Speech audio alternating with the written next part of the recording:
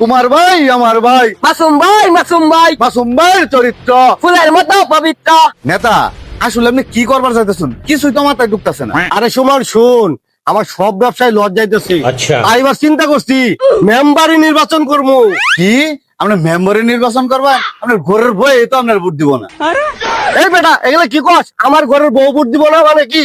আপনি চাষির লোকে যে খাটার তো রোজ 20 টাকা আসলে 1 টাকা দিন না। আরে বেটা শুন, তো চাষিরে টাকা দিলে কি টাকা ফেরত পাওয়া যাবে? যেখানে টাকা ঢাললে ইনভেস্ট করলে টাকা আসবে সেইখানে টাকা ঢালতে হবে। কালকে থেকে দোকানে দোকানে যাবি, চা বিস্কিট পাউন সিগারেট খাওয়াবি আর আমার কথা প্রচার করবি আর মানুষের কাছে আমার জন্য ভোট কামাই করবি। এখনের মানুষ চা বিস্কুট খায় আর ভোট দেয় না, টাকা লাগে টাকা।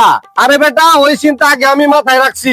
প্রত্যেক ভোটারের 200 করে টাকা দিমু, তারপর আমার এই নির্বাচনে মেম্বার হইতেই হবো। তাহলে তো আপনার ভেলাটা লস হয়ে যাবো গা।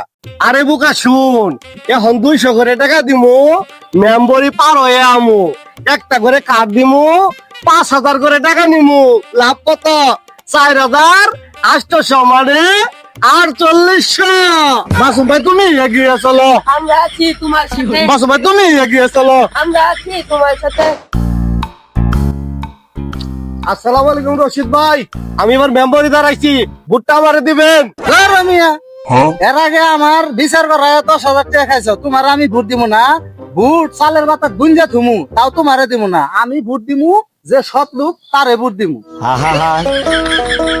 আমি পারি নেতা তাহলে এমন মানুষ আপনার ভোট দেয় না।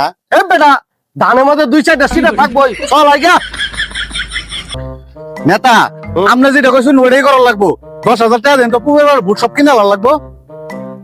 ধর যা ভোট সব কিন।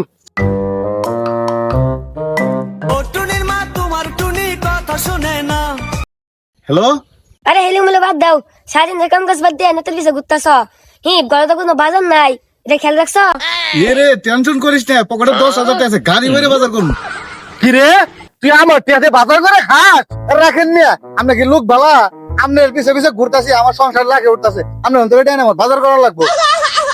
হ্যাঁ হাতে হারগেন গুয়াই বাস, নির্বাচন আমার সর্বনাশ।